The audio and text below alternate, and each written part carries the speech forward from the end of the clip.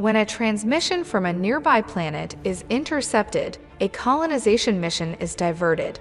So they make the decision to look into the transmission's origin.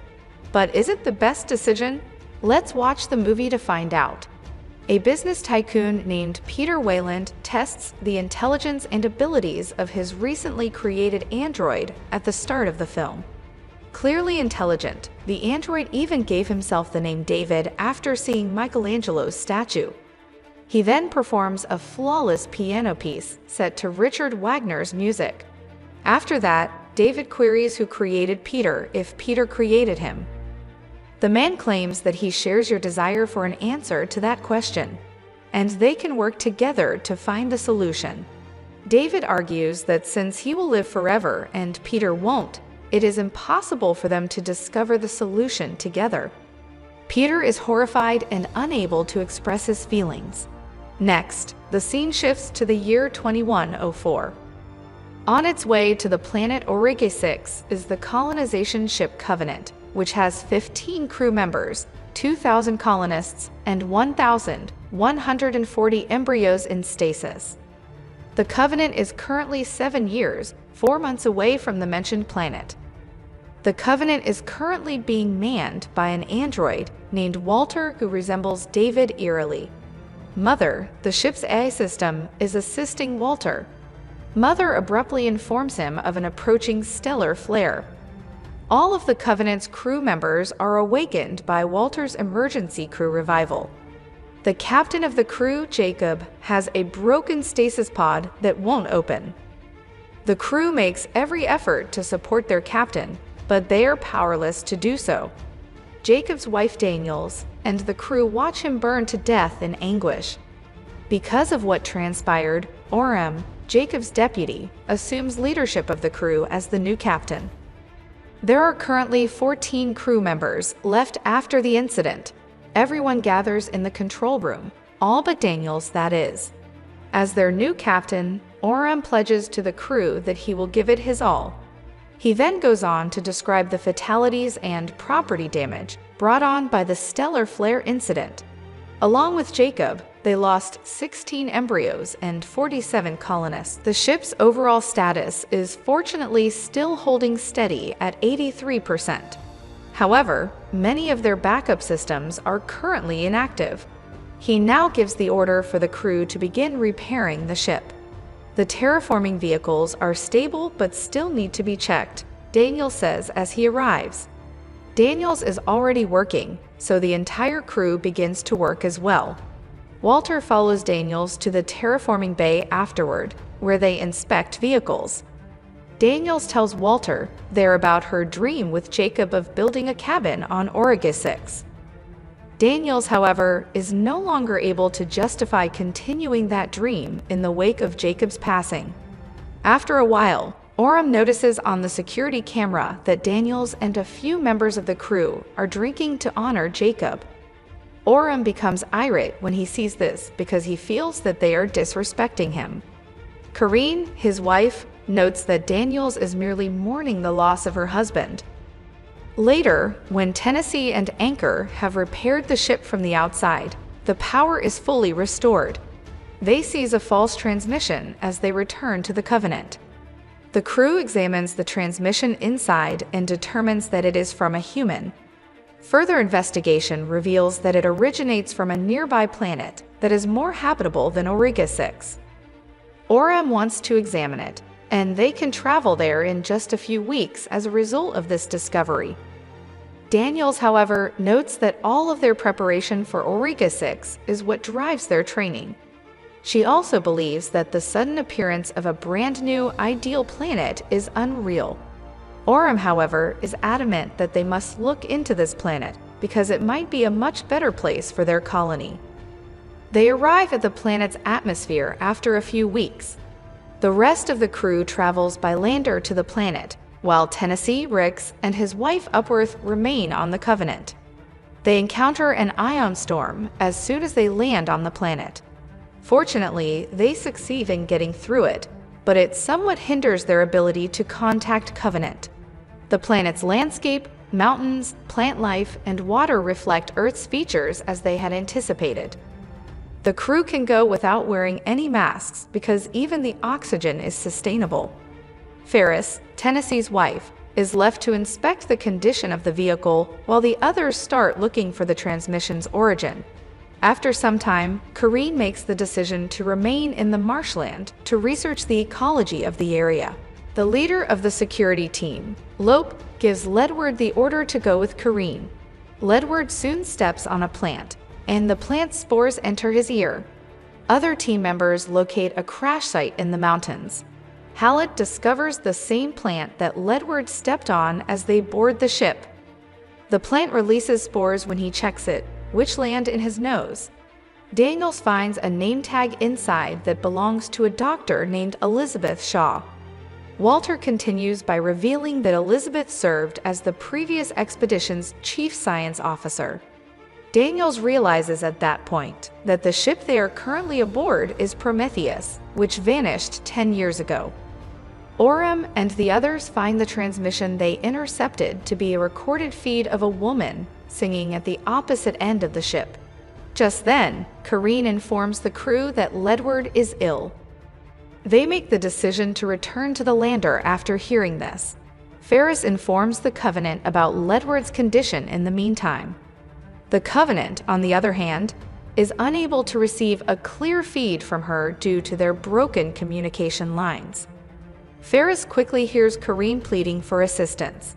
As she exits the lander, she notices Kareen being covered in blood from Ledward puking. Ledward is taken right away to the medical bay, where Ferris rips off his clothes to examine him. She unknowingly notices movement coming from Ledward's back. Blood splashes on her face as it pierces the man's body. When Ferris notices this, he quickly exits the medical bay and locks Kareen inside to keep the infection contained. She then calls Orem and orders him to return to the lander as soon as possible. Ledward then begins violently convulsing.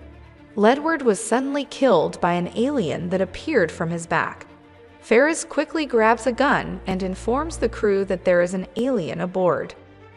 However, when Ferris returns with Kareen, she slips on Ledward's blood and fires upward.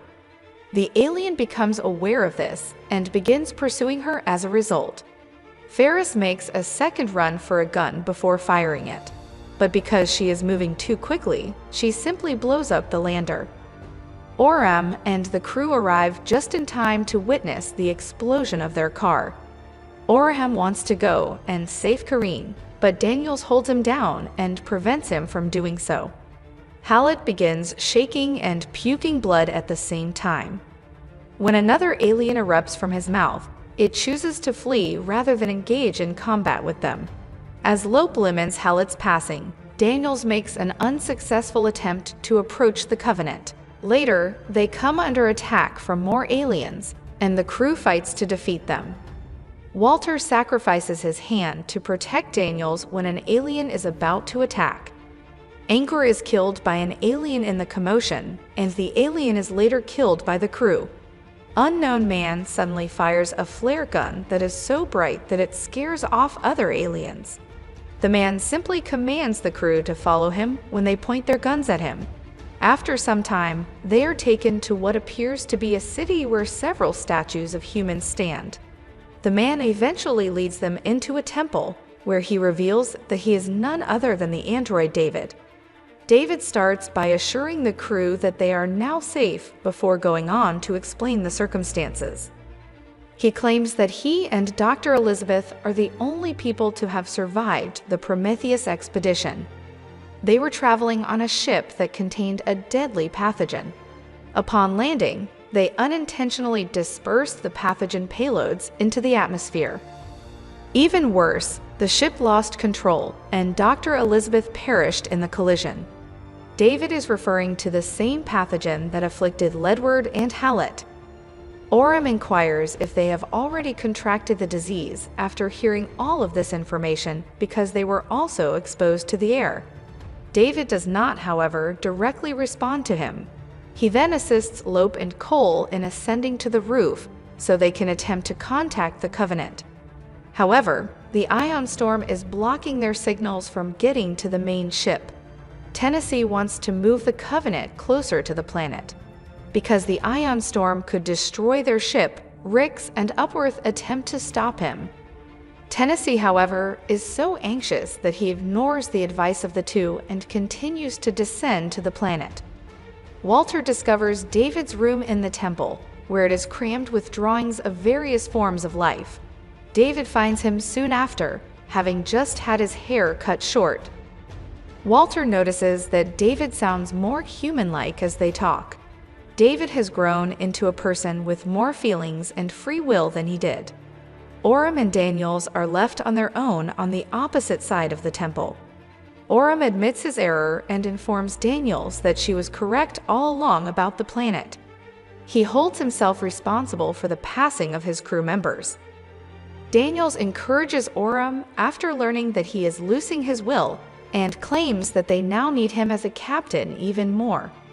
David leads Walter to Dr. Elizabeth's grave outside.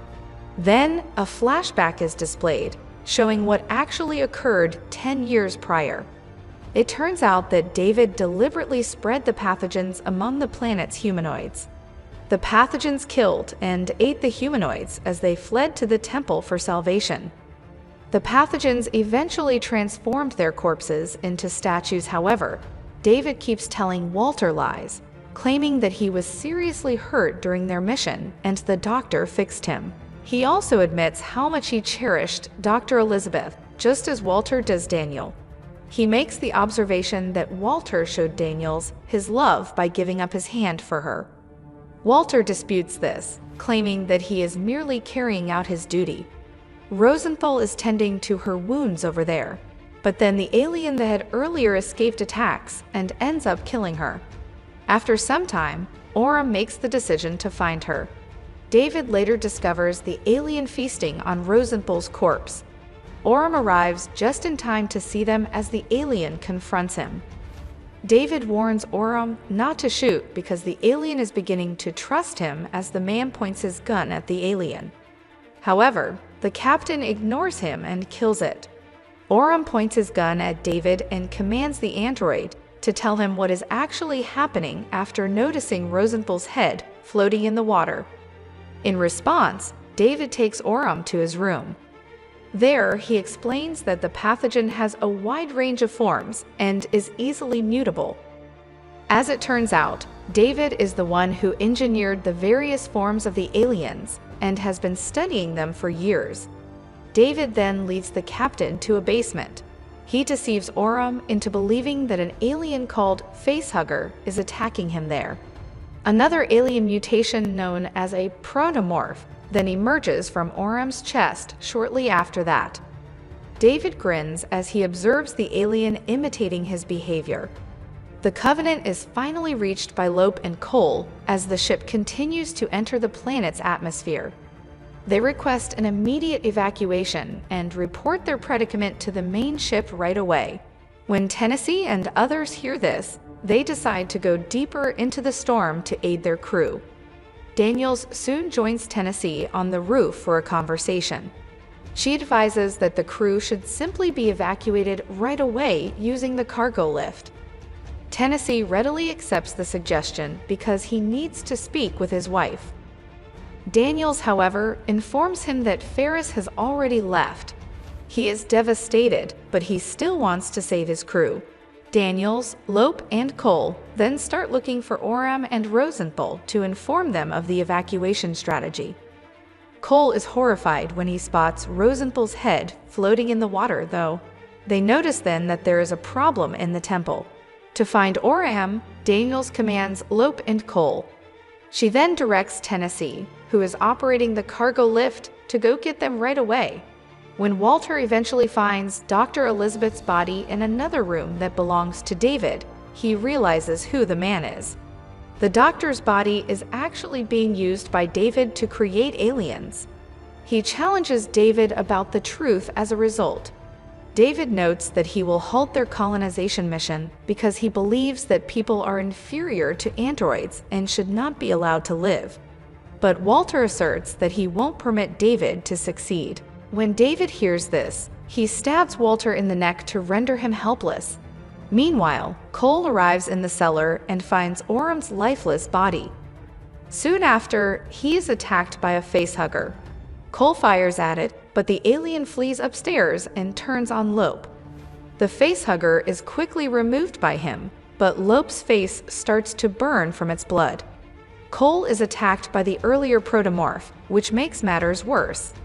Daniels finds David's archives about his research on Dr. Elizabeth and the aliens on the other side of the temple. David quickly locates her and makes threats to use her as test subject as well. Despite Daniels' attempts to flee, the android just throws her around. David abruptly recoils when Daniels is forced to kiss him by the revived Walter. Daniel is allowed to flee, and the two androids start to fight.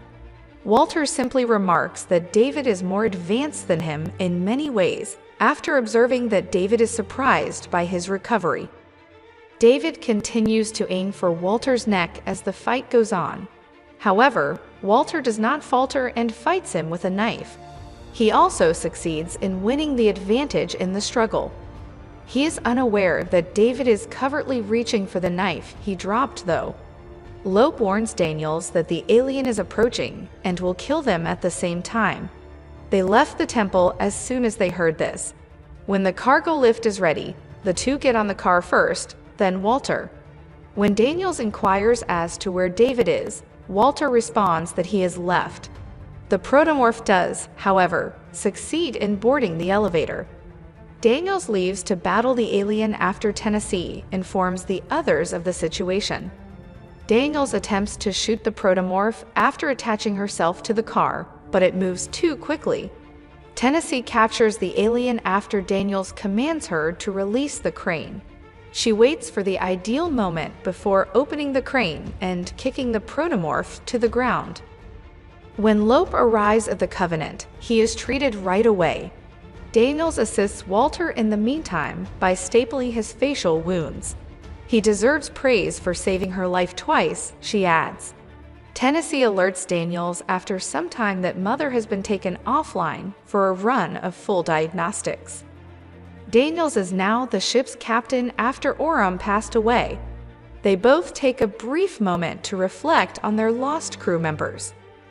When Mother reconnects later, it immediately calls Daniels to the medical bay. She is roused by this and inquires as to what is going on. Mother claims that there is an unknown life form aboard the ship. Daniels and Tennessee are horrified to see Lope's dead body when they enter the medical bay. It turns out that he had been infected the entire time by the facehugger. Walter searches the ship for the alien while he is in the control room. Then he tells the two that they are going to Rick's and Upworth's crew quarters. Mother sets off an alarm to let Rick's and Upworth know that Daniels and Tennessee are on their way to the quarters. But the loud music prevents them from hearing it. Then, out of nowhere, a protomorph enters and murders them. When Tennessee and Daniels show up, it's already too late. Daniels has an idea to stop the alien at this precise moment. She gives Walter the order to block off all routes, leaving only the one leading to the terraforming bay open. She entices the protomorph to follow her when it enters the bay. She guides it to one of the terraforming trucks and imprisons it there. Tennessee broke the seal just in time to launch the alien into space. The protomorph begins to escape the truck, though, as it becomes stuck. Tennessee releases another truck at this crucial time, and as it rolls off the Covenant, it strikes the alien.